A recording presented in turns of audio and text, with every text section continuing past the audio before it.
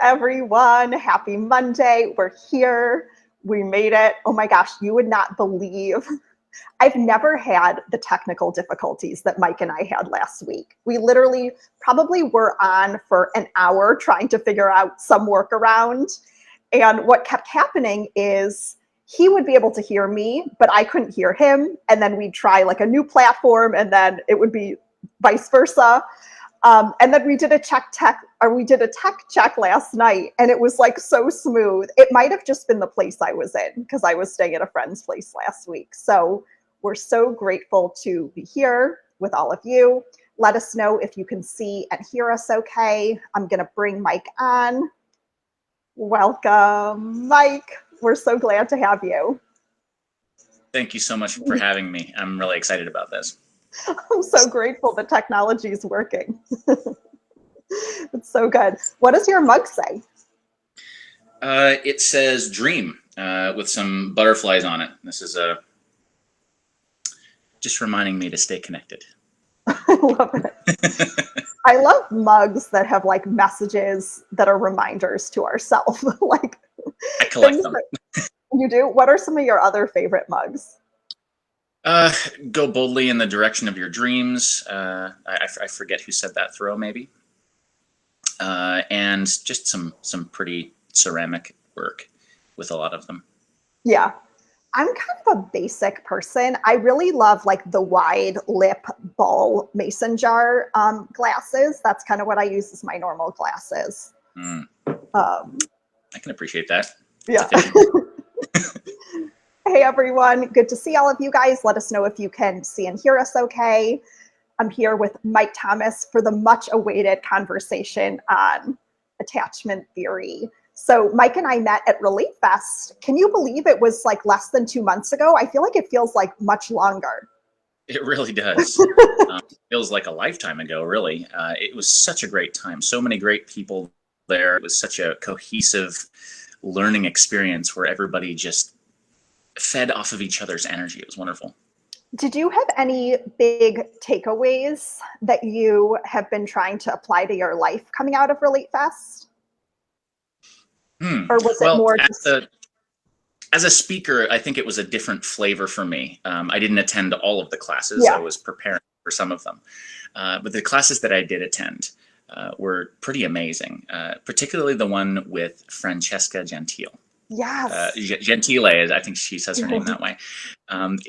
That was quite a class. I've been studying on my own. This is not something I do professionally.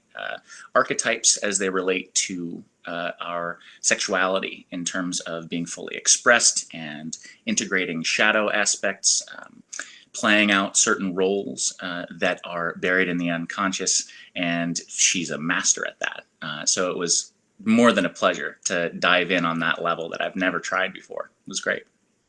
Yeah, and as like a newbie to that, I feel like she made it very accessible. She has a gift for that, for sure. For sure.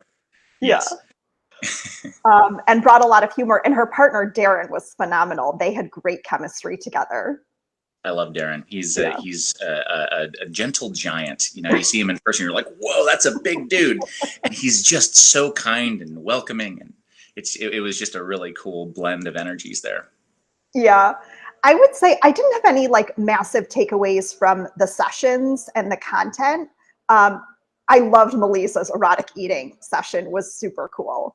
I don't know if you were able to attend that. I don't think you were. No, I heard so many good things about it. I wish I could next time. Because it's such a like a playful, I guess if your erotic blueprint is more sensual, maybe it would like appeal to you a little bit more. But it also was just like such a playful, like present approach to engaging with food and engaging with like a partner and a larger community. I actually have been meaning to reach out to Melissa and see if she would do something with our group. She's very special. I'm sure she was amazing. Yeah. Great. Okay. So at Relief Fest, you and your partner, Danielle, spoke about attachment theory and how it impacts our relationships. When did you first learn about attachment theory, and what got you interested in going deeper into it? So attachment theory first came on my radar, I want to say about 2015. I was studying integrative psychology and the unconscious, and learning how to create better habits and understanding what's going on underneath the surface of behavior. And in particular, reading Stan Tatkin's book, Wired for Love, made a huge... Can I ask, what got you into studying that, though? Okay, so if we...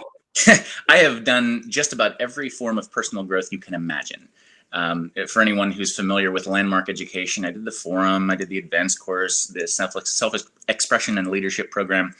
It's called the Curriculum for Living there, and it's about ontology, the study of being and understanding how the way we are, rather than what we do or what we have, is a sort of a platform for how we live our lives. So going all the way back to where I began personal growth, it has to have been mostly motivated by my healing journey, in conjunction with my burning desire to connect to human potential for myself and for others.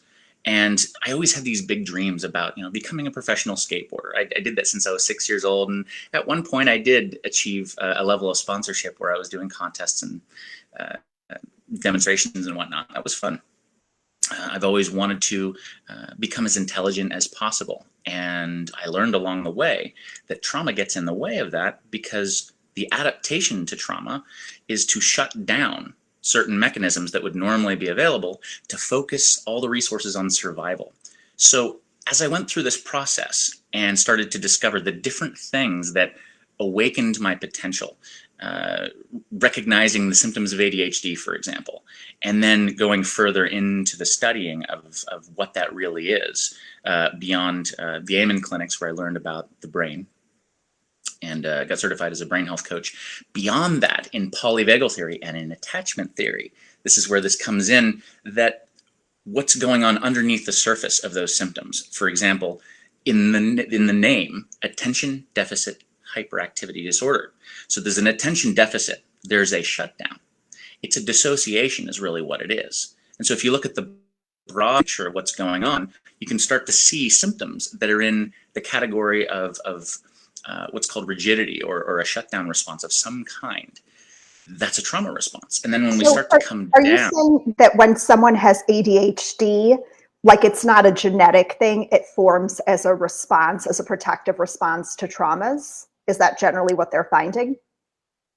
So that's Dr. Gabor Mate's theory, and I don't think it's well supported by a lot of people because his method of looking at things is fairly new. I happen to think it's right. However, we have a long way to go in our culture to understanding what exactly trauma is. It's not what happened to us. It's how the body adapts as a result of what happens to us. So with that in mind... Can you describe, because I think when people hear trauma, they think of like, I was beaten, my mom was an alcoholic, I was abandoned by my birth parents and, grew up in an orphanage. Can you describe like maybe half a dozen different forms of trauma, from the like lowercase t to the big T traumas? Yes. So what perfect segue there. The little t traumas, so-called, refer to the everyday experiences that build up over time. And of particular significance is the little t trauma that happens in early childhood when we're supposed to be hitting developmental milestones, when we need a certain degree of safety for our nervous systems to develop properly. Over time, those missing developmental milestones leads to a change in the way our nervous system functions. It anticipates danger. So getting to your question, what forms show up? I find the best lens to look at this through is actually through attachment needs. What are our attachment needs in order to achieve the development that results in secure attachment? So we need an attuned emotional caregiver. And they need to be present with us consistently and constantly. And is that how you would define an attuned caregiver, present and responsive? Yes. Okay. So there's this concept called proximal neglect, where a parent most of the time having no idea, are not able to emotionally attune because of their upbringing. Yeah. And they don't really know what that feels like. And so they don't really know that anything is wrong. And so they're not attuning to their child properly. And so it results in what's called proximal neglect. You're proximal, you're close, but neglect is happening because the attunement is not there. So being seen but not heard as a child, that's a form of trauma. It registers over time as my thoughts, my interests don't matter. Because the only way a child can make sense of not being attuned to is that there's something wrong with me. So then we create a narrative about ourselves because of those experiences. Like, Yes. like you create a story like, I am not seen and I'm not heard. And then that becomes the filter through which you see everything.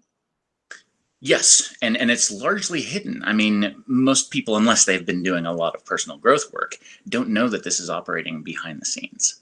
And so they'll have an experience where someone will make a joke about their haircut, and they immediately have the interpretation, this is unconscious, this is a filter that it's going through. Oh my God, they hate me. Or I'm ugly, or I'm not good enough. Or whatever those narratives are behind the scenes, those words of the narrative may be something that people can connect to, but what's more fundamental is what's underneath that. It's actually pre-verbal. Because when we develop at that point in time, during the attachment phase of infancy, we don't have the capacity for speaking in the way that we do once we develop more. We don't have the capacity to develop conscious memory. And so we don't remember that period. The only way we know if we've had impact that resulted in trauma is to look at how our nervous system functions now. So a lot of people will say, oh, I had a great childhood. There are ways of deciphering. It's not about looking for what's bad and demonizing our parents or anything like that. It's about making sense of how our body has learned to adapt to our world and to bridge that gap so that we can function in the best possible way. And this is where human potential comes in for me. Can I ask you?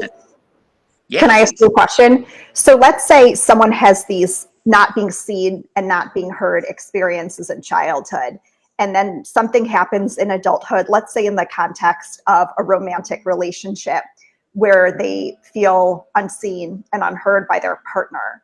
Can you explain in the body, like the chain of events? So let's say the person, let's call her Natalia, is talking to her partner, Jared.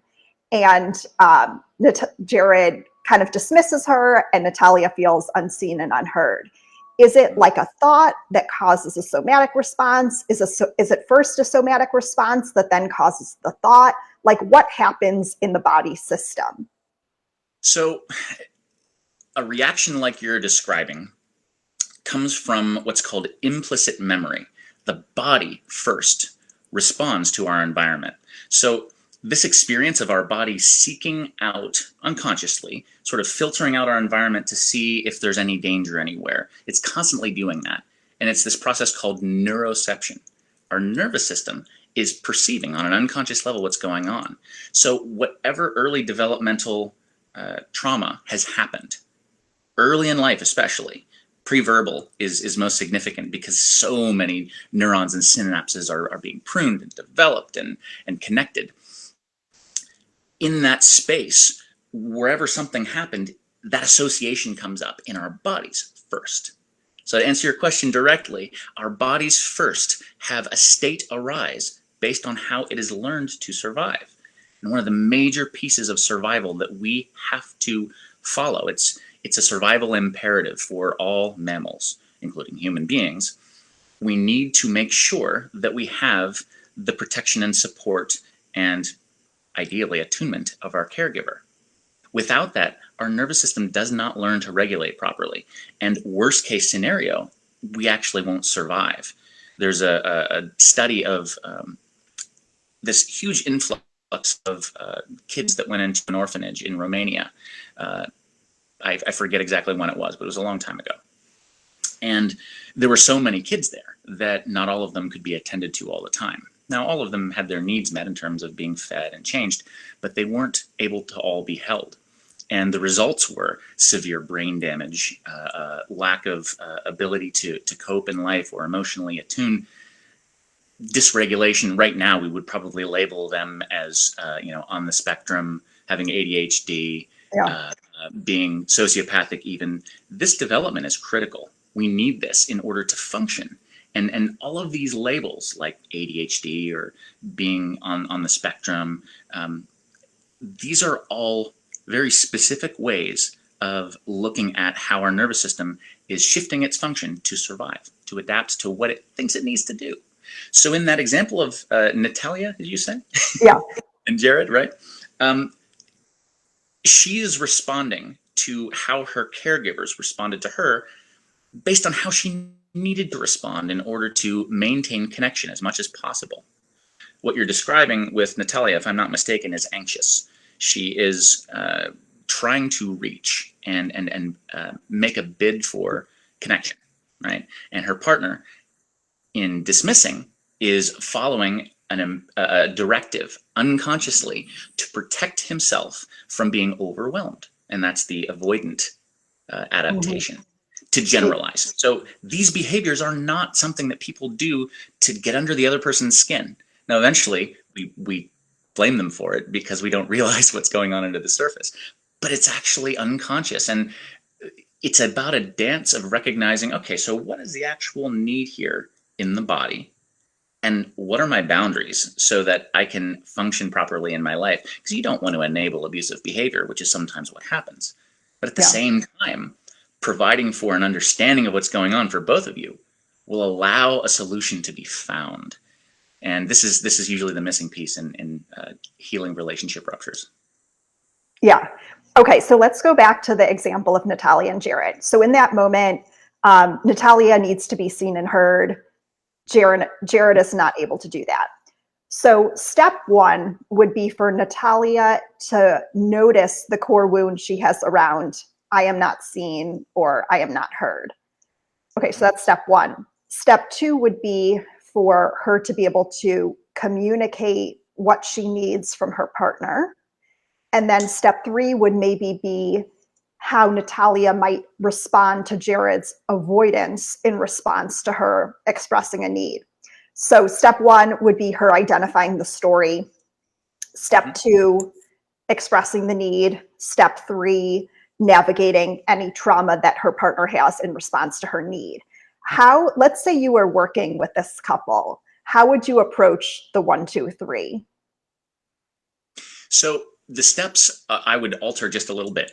Okay. Because I don't go to the narrative first. As a matter of fact, I don't generally touch the narrative until the nervous system response has been addressed. Because oh my God, this is so interesting. Once the nervous system state changes, your narrative changes. It is a neural platform upon which our beliefs, our emotions, our thoughts, our behaviors all spring from. So if you change... Hold on, I have a quote that you said that I'd like to...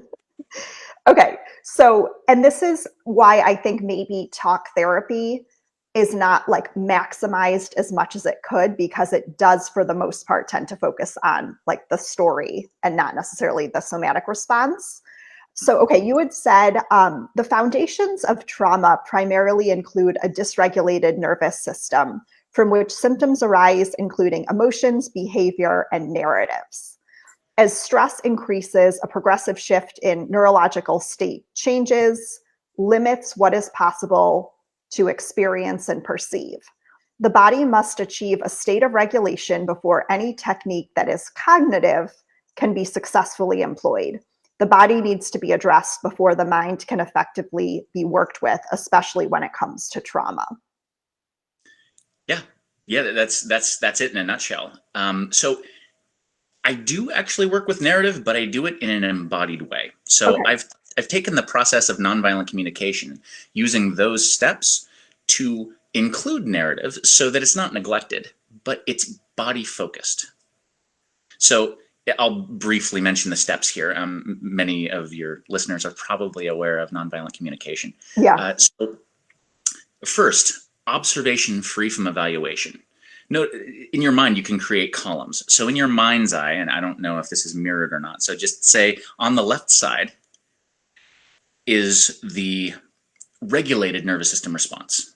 And on the right side is the dysregulated nervous system response. And if you take the steps of NVC and you cut them in half, observation is the first step, free from evaluation, to observe, free from evaluation and judgment, as philosopher Krishnamurti said, is the highest form of human intelligence. And that's also what you do when you meditate too. You observe your thoughts without judgment.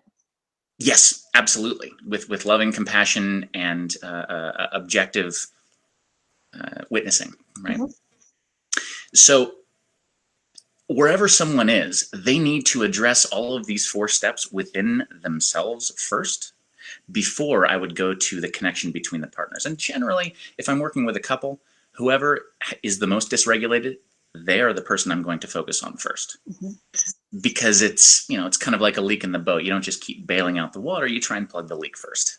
Yeah. So the first step is observation free from evaluation. So that's in nervous system terms, that's about being in the body and noticing what sensations are arising. Let's get out of the narrative. So Natalia might say, I'm noticing my heart's racing, I'm starting to sweat a little bit, heart palpitations, it's tummy ache, right? Would that be some of the things? What else might you notice somatically? I would notice posture, muscle tension in specific areas. So generally, the fear response connects with the shoulders rising, and usually the shortening of the neck, so the chin might rise a little bit. Or if they've reached the point of collapse, then they're going to drop their head and slump their shoulders. And so you can see that in depression. You can see that in sadness. You can see that in regret. So just connecting to that experience creates a human connection, which is the most important part. So she's connecting to her own humanness. Oh, this is what I'm experiencing. Free from if it's good or bad or what I should or shouldn't be doing. What is this posture? Where do I feel tension? What's my breathing doing? No evaluation. Just, I'm in the body. That's it. Just that step alone can go quite a long way in terms of creating regulation. Question. What if Natalia goes into her fear response? So she sees Jared is kind of ignoring her. She's going into trauma, and her response to trauma, it might not be like the slump or the muscle tension or starting to sweat. Like, what if it's like lashing out at him and maybe she hits him, maybe she's like physically violent? How would you kind of deal with it? Like, what would be the difference in scenario A versus scenario B if the person is already activated in their fear response? If they're sitting in front of me or on their own? If they were describing the situation, like, here's what happened.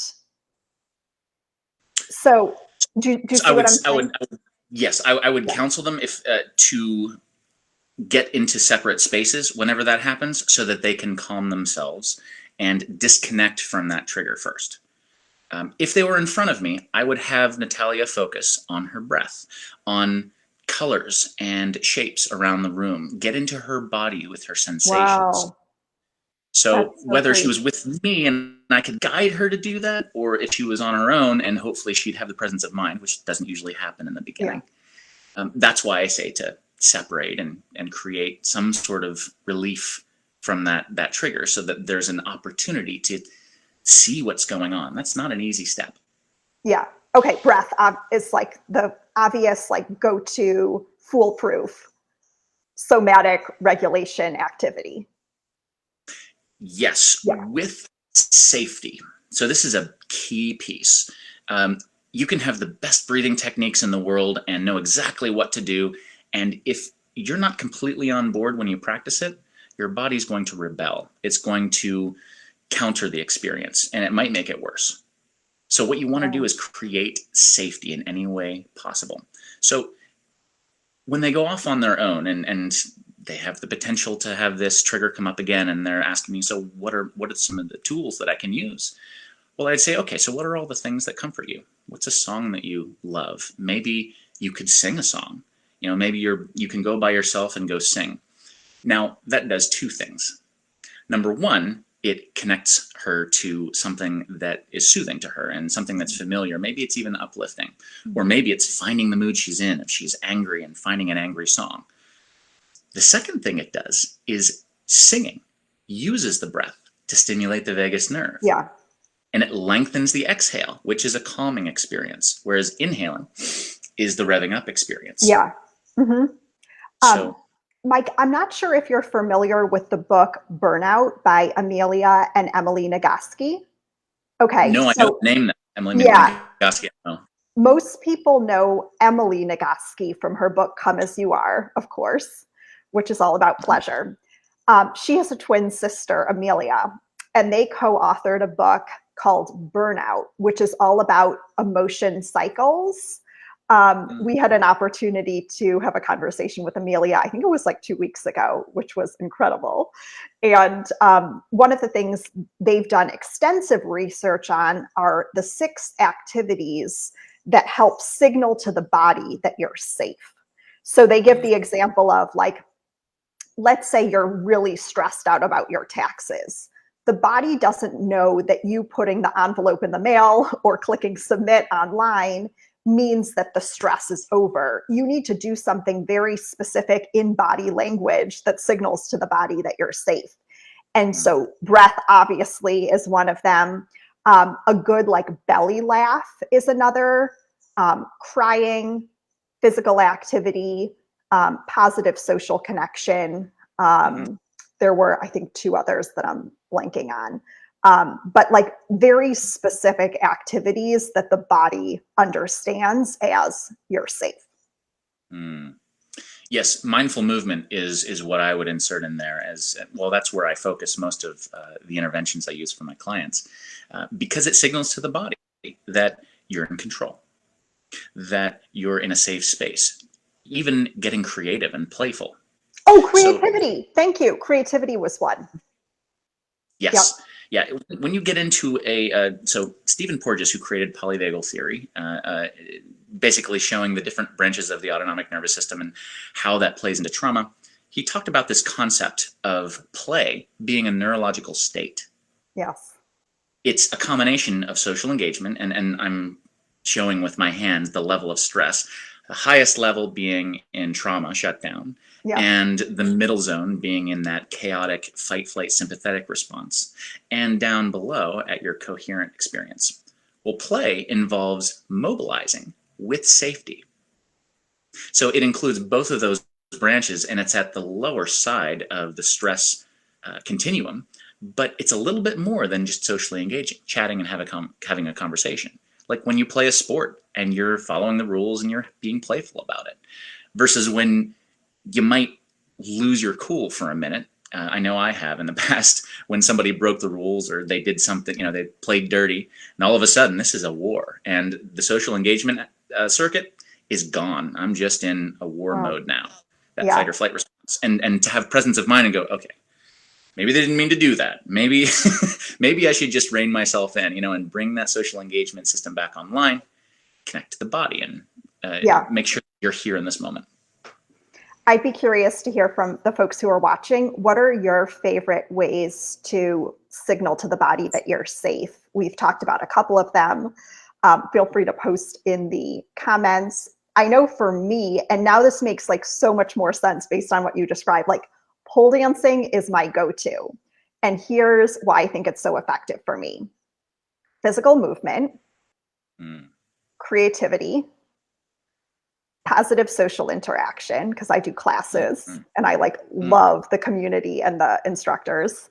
And then laughing, because it's a very playful, fun, easy breezy vibe there. So I feel like I get 4 out of the 6. I've never cried during a class, although I do often cry during yoga for some reason. And then I feel like the breathing. I mean, yeah, so maybe I get even 5 out of the 6 from a pole dance class. Absolutely. What for you are your favorite go-tos besides breathing? So any form of exercise is a go-to for me. I love to skateboard. I love to lift weights. And I love to sing. Those are the 3 that are generally my go-tos. And whenever I'm not feeling regulated, generally, I will connect with my body first and then figure out, okay, do I have the space to do any of those three things? Usually singing's the easiest one to get access to. And I'll just Singing, turn on a karaoke channel and on YouTube, and I'll pick a song and just belt it out. that's so awesome. I feel like singing is kind of cool because it bridges the somatic and the mental. Like you have the lyrics, so and then you have like the physical embodied experience of singing. Um, Yes, so it's almost like this cool, like you have like one foot in both worlds a little bit.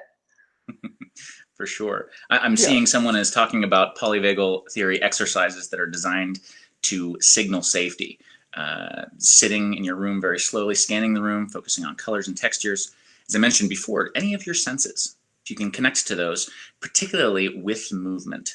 So sometimes just going for a walk, nice and simple, is all you really need. Getting your body moving. Think about the adaptation of the fight-flight response. Yeah. So if we can't fight our way out of a situation, especially if we're in in a situation where that's not appropriate, like you're having a verbal fight with somebody, breaking out your fists isn't a good idea, and most people know that.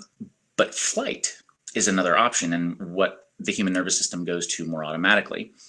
Getting your body moving signals that you're getting away on a Yeah. body level. Yeah. It allows it to know, oh, I'm able to choose where I'm going. I'm choosing to walk here. I'm choosing to walk there. I'm looking around. I'm hearing the sounds. I'm using all of my senses, and I'm mobilizing my system. Which brings me to a really important point. There are conscious ways of releasing tension, trauma, stress energy from the body.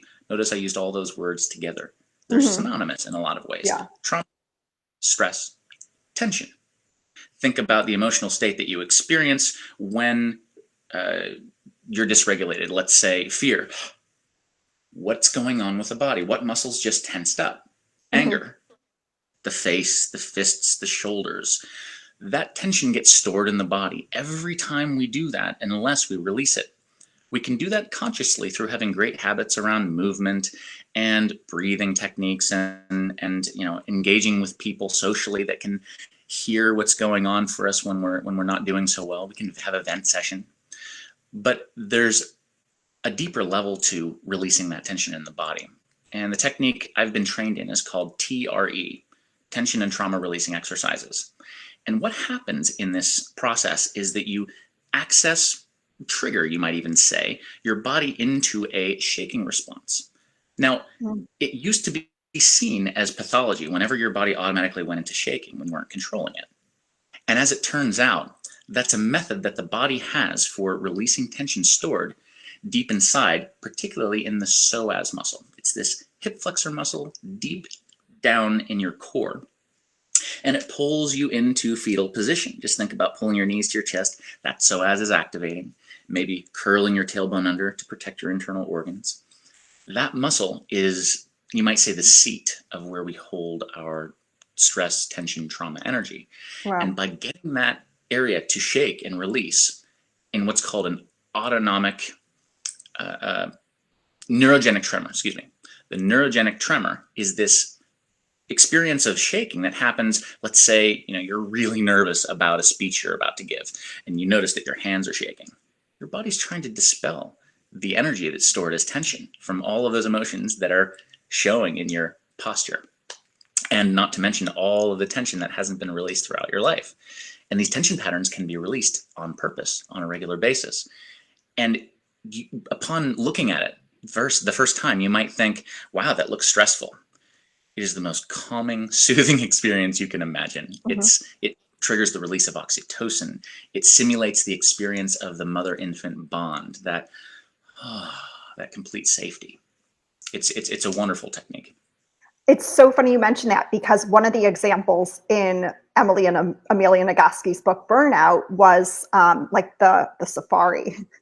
And there's a lion chasing a gazelle, and maybe the gazelle plays dead because the lion thinks it got it and is going back to get all the cubs and its herd or pride. It's called a pride, I think, Mm-hmm. to get them like to kind of finish the job.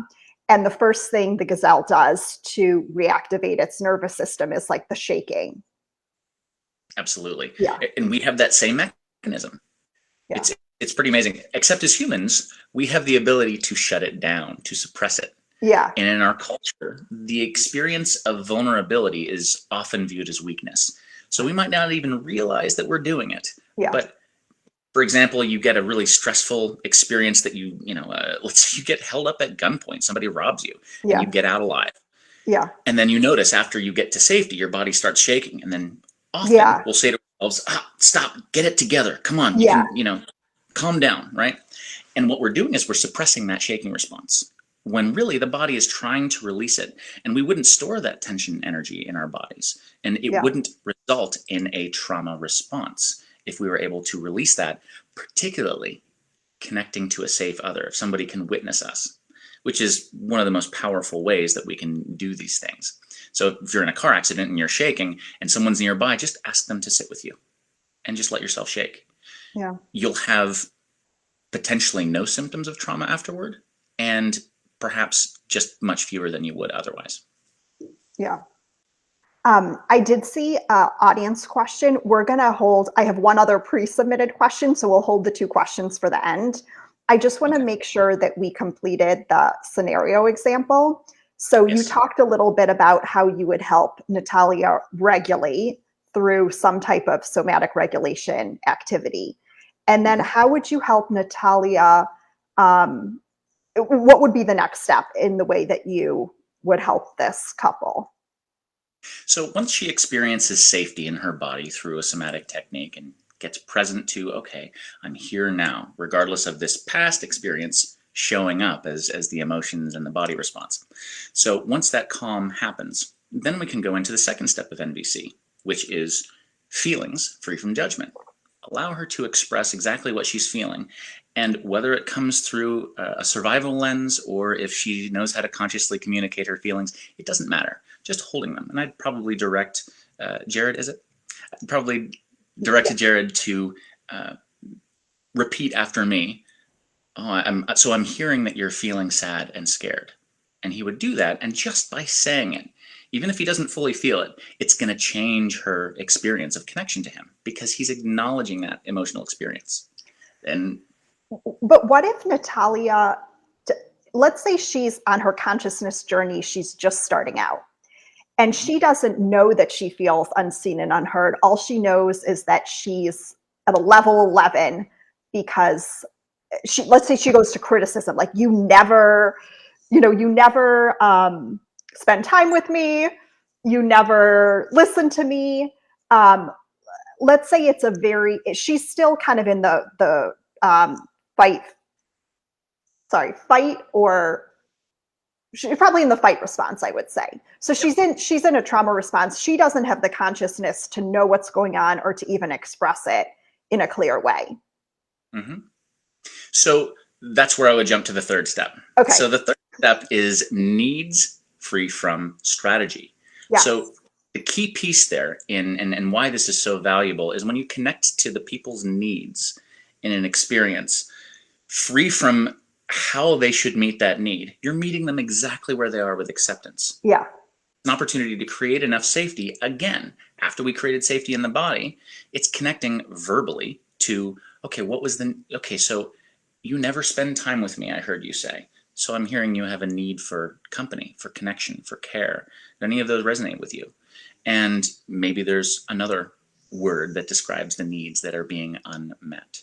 And through that, it softens the person enough through connecting to that need that they can start to connect to their emotions. So that softening needs to happen. There needs to be another level of safety. So even if she did calm her body in that first step and we connected to, I don't know what I'm feeling. Okay. And then, so what is the issue here? And she says, you never spend time with me. We're able to get to the need underneath. Yeah. Once we connect to that need, it starts to melt the rigid defense layers that we all have come up automatically. And once that happens, then she is in a place where she can hold space for Jared and his experience. So Jared will then get to say, okay, so this is what my experience was like, my story, right? Yeah. So you can break that down into, so separate from what's good or bad about what you observed, what happened? If someone looked at it from, a third party view, out of a security camera, you might say. Yeah. And then going through the steps for him. And once both of them can repeat the other's needs to their satisfaction, the quality of connection and safety is there that allows them to find the solutions. The solutions find themselves once you connect at that level. And it can take some time and some work to get there, which is why these structured steps are important, starting in the body, connecting to the emotions as best we can, and the needs perhaps first. And once they're connected, it's not about what they're fighting about anymore, Right. which usually the fight is not about the fight. Yeah. Oh, you never do the dishes. It's not about the dishes, I promise you. Right. Oh, you never spend time. Not about that.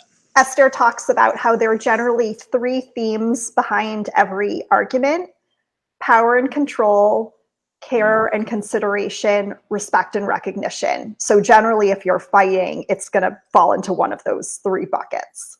So the dishes, it might be I'm disrespected, or it might be I'm not considered. Probably one of those 2. Yeah, it's Yes. yeah. I love the frameworks that she brings into the mix when she works with couples. She's an absolute relational genius. It's just it's a wonder to watch her work. I love it. Yeah. Mike, I feel like what you described, it's so easy. And I can't tell if it's like the way that you broke it down. Like, it's like, this is kind of the formula for every single question that's ever been, posted in the group. For the most part, it's like, it's actually really simple when you describe it that way. I don't know if anyone else listening feels that. I mean, it definitely takes a level of emotional maturity to embark on this work. So maybe that's what makes it challenging, like getting to the place where you can have the conversation. Yes. So I can speak to that if you'd like. Yeah. So the 4 steps of NVC are simple. And that's a wonderful thing, because when we're triggered, we can't get complex. In fact, we're not able to be present fully or use our prefrontal cortex properly. Most of it is shut down in a meaningful way because survival requires quickly moving to address whatever the need is, right? And just to keep me safe, we say to ourselves, on an unconscious level. And it's not about the other person anymore, right? So where it gets more complex is, like you're saying, the emotional maturity of each partner and where they are on their journey. And by the way, no matter how mature someone is, they will regress when they're triggered. Yeah. So we're all on an even playing field in a sense, because as soon as the right or the wrong trigger, depending on how you want to look at it, shows up, someone can be at a very high level of emotional sophistication and maturity, and they'll regress right back to their pre-verbal infant or maybe toddler consciousness. And our adult version of that is, you never, you're never there for me when I need it, which on an unconscious level is often saying, I am scared you're going to abandon me. I'm scared that I'm going to be alone, or something along those lines. It's often, well, it's always something vulnerable. And until we get to a space that's vulnerable, we're not getting to the truth of what's going on. Otherwise, we wouldn't be triggered. Yeah, it's so true. Wow. I want to get to some audience member questions. So someone asked, why is it that someone witnessing us reduces trauma?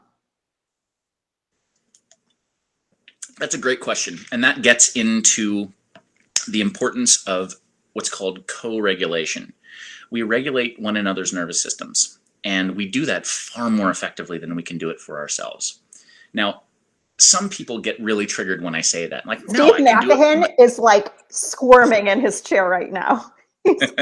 Steve McAhin has a very different philosophy to you, but keep going. Yes. So I agree that it's important to create a sense of sovereignty.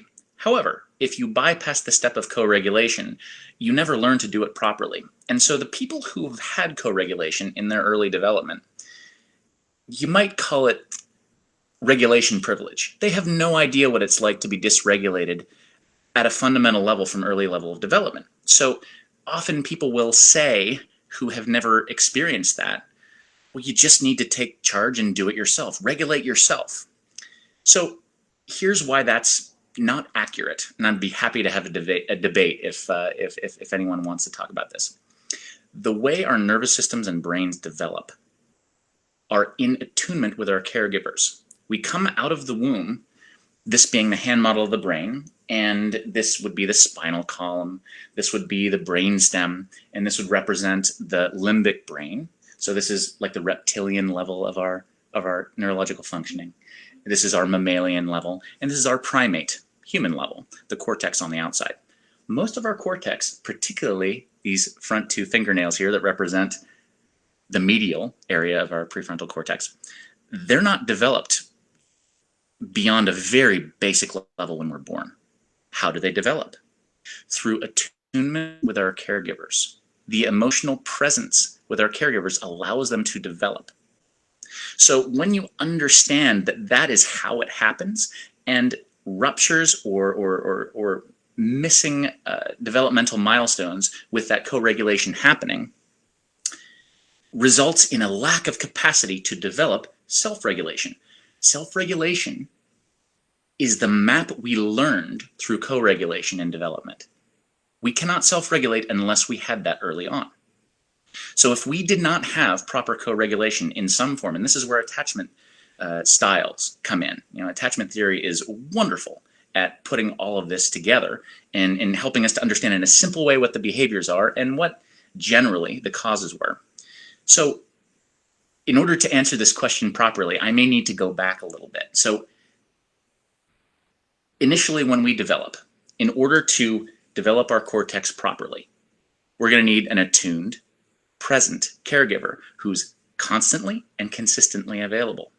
When that happens, we learn through something called mirror neurons in our medial area of our prefrontal cortex to sponge in, you might say. You might call them sponge neurons. We take in the body language of our caregivers. So in particular, the mother, her soothing tone of voice. You know, interesting side note, humans, cats, and dogs all respond to the same frequency of attunement. So when you say, oh, you're such a good boy, oh, you're such a good girl, like that experience, that prosody of voice and that way of doing things, take note of how you feel. Say it to yourself in the mirror. You may sound really silly, but you'll start to notice a change in sensation. Your body is responding to that. So getting back to development, when the caregiver is attuning to you and when the infant is crying because they need to be changed, or they're hungry, or they're cold, or they're tired, or they need, a diaper change. I forget if I said that yet or not.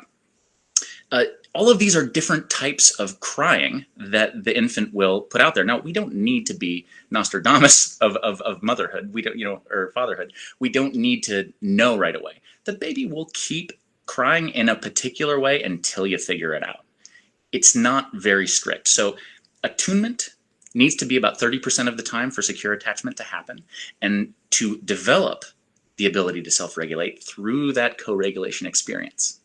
Okay, the other 70% is repair. So whenever mistakes happen, you come back and show that child that you're there for them. Yeah. As they get older and they can understand more, if you make a mistake or you lose your cool in some way, afterward you come back and repair. I was a little bit harsh with you back there. I still think you need to not walk into the road when there are cars coming, and that's important. But how I said it was very harsh, and I want you to know that I still love you. I want you to know that I'm here for you, and this is about protection. And that clarification, that repair of rupture that happens the other 70% of the time, leaves tons of leeway for parents to do well in creating secure attachment. So briefly, we can look at the other attachment styles because this could take hours if I go deep into it. The anxious attachment style, also known as resistant or ambivalent, happens when there's inconsistency. I thought that was fearful avoided. That's anxious? Yeah, anxious, preoccupied, resistant. Oh, interesting. Yeah. Okay. So yeah, there's a lot of confusion in the literature when you look at adult attachment patterns Got it. and when you look at developmental attachment. So I'm going to speak to developmental Okay, attachment. cool. And there is a fair amount of crossover, but it is a different science. Yeah. Okay, so this is an important distinction. So I'm speaking about developmental attachment because it gives us the foundation for understanding why co-regulation is the foundation for healthy self-regulation. Yeah. So when we don't have that, when we have a parent that's inconsistent, let's say the mother is going through postpartum depression, Yeah. no fault of her own, she's just struggling and she can't attune. Yeah. That experience of inconsistently, remember, you need consistency with your caregiver, creates this sense of anxiety in the child. Yeah. And so they'll start to create an adaptation to manage that different way that the parent is attuning or lack thereof consistently. So they'll develop this hyperactive attachment system that goes, I need, and expects things not to go well. That anxiety is adaptive because it gets the attention of the parent who's not able to do what they need to do. So it's a helpful adaptation in the moment, and it creates the ability to connect with the parent as much as is possible.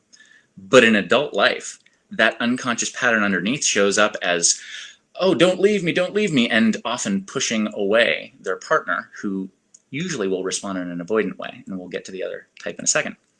So it's important to recognize that that's underneath the behavior. And until we address what the body thinks it needs to do in order to survive, we're never going to get anywhere by logically trying to explain, oh yeah, you just need to take responsibility for regulating your own nervous system.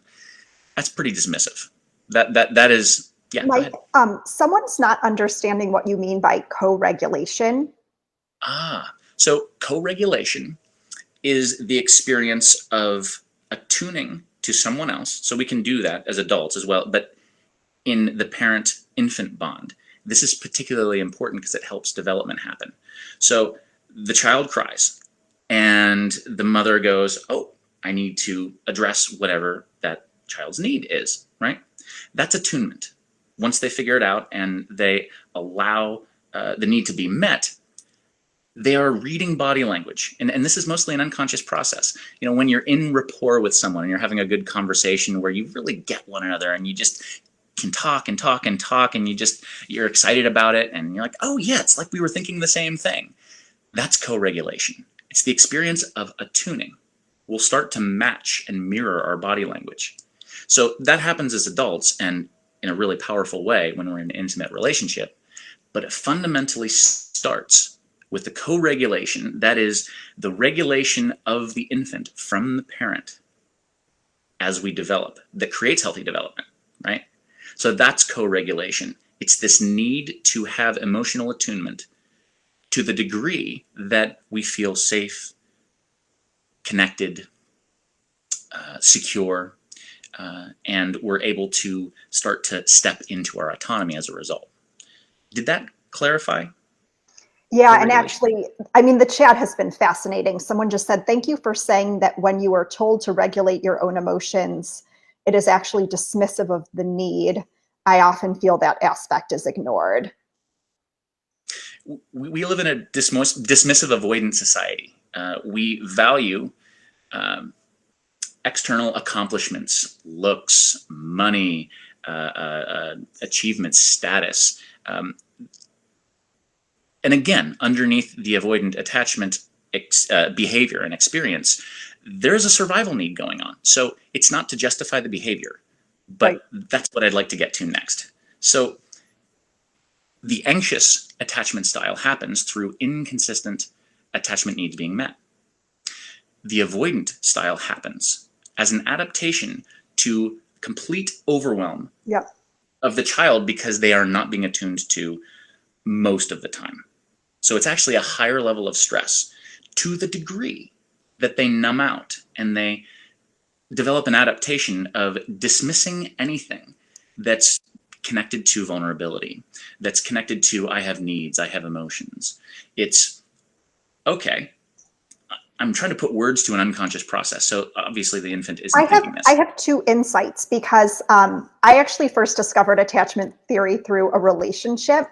And what I understood about the man who was super dismissive avoidant was, number one, he had a dad who would be very dismissive of his needs. So he learned that it was unsafe to co-regulate, to express needs. He had to project this air of, I got it. Weakness was seen as unacceptable. Success was seen as like the ultimate goal. And then his mom was like a helicopter mom, very overbearing, very engulfing. And so it was like both experiences with his caregivers were he was either like unseen and unheard, made to feel unworthy, or completely overwhelmed. And so he learned that connection is unsafe, it's exhausting, and hence the avoidance. Yes. So because of that adaptation of unconsciously learning to dismiss needs and feelings, not only in other people, but primarily in yourself, it results in a lack of ability to attune. And if you have children before you address that, you're not going to realize it, but you're not going to be able to attune to your infant either. And it's going to pass down through the generations that way, which is why attachment styles are actually predictable with 75 to 85% certainty based on the attachment style of the parent and even the grandparent. Wow. These statistics are unreal. As far as scientific data goes, you can write about something in the literature at 50%, and it's interesting. 60% is wow. Okay, that's pretty amazing predictability. 75 to 85% is remarkable, and the reason why is because of how we develop with one another through this attunement, through our body language, and this allows our brains to develop, our nervous systems to develop. And so, go ahead. Carrie Real has this amazing quote. I'm wondering if you've heard it. I'm trying to pull it up now. Yes. Okay. He says, family dysfunction rolls down from generation to generation like a fire in the woods, taking down everything in its path. Everything in its path until one generation has the courage to turn and face the flames. Yes. That's so powerful. And it's a truly courageous act to be the first one in your family to do so. It has not been an easy journey. It's pretty clear that's my role in my family at this point. Some of them are starting to jump in, but it's a very interesting experience, challenging to reconnect with your family members as you grow. Because if they're not growing too, you're going to start to see as you get to these new levels of awareness. Maybe you start to be able to attune to your feelings and needs and you couldn't before. That happened with me. That's why I love NVC, nonviolent communication, because you get to practice. Okay, so what are my needs right now? What needs are being met? What are not? What are my feelings connected to that? I didn't even know. I had to look at lists to figure it out. And now I have a much more thorough needs and feelings literacy. But that's something that would develop naturally if we had attunement. So it's no joke, this experience of healing family lineages. And when you take that responsibility to do that for your family, you're changing the trajectory of your family's ability in the future to heal, to create a better life. I feel like that's such a beautiful note and a good place to end. We have so many questions. Mike, I know you're a member of the group, so maybe you can go back, and if people have specific things, you can touch on them, or we could bring you back soon. I feel like we could go on for hours. So thank you so much. Please let people know where they could find you, if you have anything coming up on the horizon that might be of interest to them. Sure. So thank you so much for having me. And I do have a workshop that I'll be running with Danielle Ivins-Fishman. She's my partner, and she was with me at Relate Fest. And it's going to be on June 4th in Doylestown at a place called Koru Wellness. So if you're what state is Doylestown in? Yeah, I'm just about to get to that. So it's in Pennsylvania, outside of Philadelphia, in the suburbs. Cool. So if you happen to be in our area, or maybe you'll be traveling in that area, feel free to come join us and reach out. My email, which I'll put in the comments if you'd like, is holisticfitnesslifestyle@gmail.com. I have an online course that's called Relational Regulation Skills. And it's all about connecting to the body level of attunement and regulating ourselves and connecting to our partners and helping them to regulate. And it's on this platform called relationflix.com. It's the Netflix of relationship tools. And there are amazing resources there. There are classes on Tantra. There are classes on nonviolent communication. There are classes on connecting to sensuality and different forms of intimacy that you can develop with your partner and with yourself. And the list goes on and on. So we have a 2-week free trial that's going on right now. So if you go to relationflix.com, you can actually take part in whatever courses you'd like, as many as you'd like, for 2 weeks before you decide whether you want to continue with a membership or not. That's so awesome. And I'm seeing such awesome comments for you. Thanks so much, Mike. Let's go on for hours. This was so interesting and insightful. Thank you both so much. Really, really fascinating. Thank you. So compassionate, brave, and wise. Thank you so much. Appreciate that. So thank you, Mike. I'm so grateful that we met. Oh, did you have another thing? So I wanted to take a quick moment to, in person with my body language, address a question that came up in one of the threads before about two people in a relationship who are both of the avoidant dismissive attachment style. Great. And how do they work on connecting to their vulnerability. I think this is a really important point to wrap all of this up with. And that is that when you connect to your inner experience, hopefully that's not too loud there, the weed whacker going on outside. Okay, good. You need to connect to the body first. And that adaptation of dismissive avoidance is there because the body thinks it needs to do that to survive. So the primary way that you're going to have an effective connection to vulnerability is creating safety. So that is not needed. Use body language. My suggestion is go chest to chest, belly to belly, and both of you hold each other, and you wait until the other person relaxes. And both people doing that will result in both people will be relaxed, and breathing in sync will happen automatically. This attunement of the bodies in a relational experience changes the neural platform you're both operating from. It doesn't matter what your attachment style is, but in particular with two avoidance, you don't have the intensity of the eye contact. You can be looking in opposite directions and you're just holding each other. And this is something you agree upon. You don't force it on the other person, of course. That's part of creating safety. Right. But it's a simple technique that allows you to experience safety in the body. And vulnerability is much easier to access when you're in that state, when you're safe. And so, and how far you go into vulnerability, as far as each person is comfortable. That maintains the safety. So I thought I would put that out there because this is foundational for any relationship, to create a co-regulation experience, but particularly challenging with the dismissive avoidant attachment style because of the unconscious boundaries that are up. Oh no, I don't want to be overwhelmed. We don't have to do it in an overwhelming way. There's another way that you can attune with one another. It's called parallel play. Both do something together where you're looking at the same thing. Maybe you're bowling or you're watching a movie together. But the idea is that you don't have to engage intensely through eye contact and talking about what's going on. You can just be together and doing something. An activity is helpful, more so than sitting still. But I just wanted to put those tools out there with my body language so you can see me and attune to the experience as I'm saying it, because this is what you're going to do.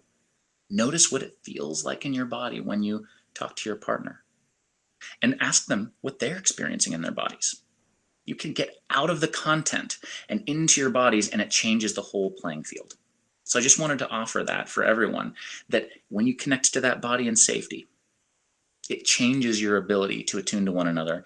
And regardless of the challenges that may have been present before, you'll find that magic happens there. Esther recently had a Where Should We Begin episode where there was a couple that was quite combative with each other, and she had them lie down on the ground, like shoulder to shoulder. And she said, she basically like paused them mid-argument and then said like resume once they were on the ground, like shoulder to shoulder, and they couldn't do it. And I think we forget how much our body configuration can impact how we feel and how we are relating to each other. Absolutely. Yeah, that's genius. She never disappoints, does she? Someone said, Mike, you're awesome. This episode was so powerful, superb. Thank you. Thank you, guys. We had a really engaged audience today. It was awesome. So, Mike, I'm so grateful that we met. So grateful. One of the gifts of Relate Fest. We have some incredible upcoming events. So we're going to be with your partner on Wednesday, Danielle. Danielle and I are going to be doing this fun, playful thing called Relationship Quote Roulette, where we're each going to share a couple of our favorite relationship quotes with each other and discuss them. So you're welcome to join and tune in. We've got a bunch of Esther Perel Pod Club discussions coming up. We host those on Zoom, so they're interactive. And I always link up the specific episodes so you can listen in advance. So we would love for you guys to join us for that as well. Andy, yes, we'll be able to play the replay through the Facebook group. I'll post it in the event page, and it will also be on the main Facebook wall. Someone said, so glad I logged in. Yay. Mike, thank you so much for your time. We're so grateful for you. And I hope our paths cross again soon. Likewise. Okay, tell Danielle hi. I will, thank you. I'm one of her biggest fans. So, me too. Okay, bye everyone. Have a good rest of your day. Bye guys.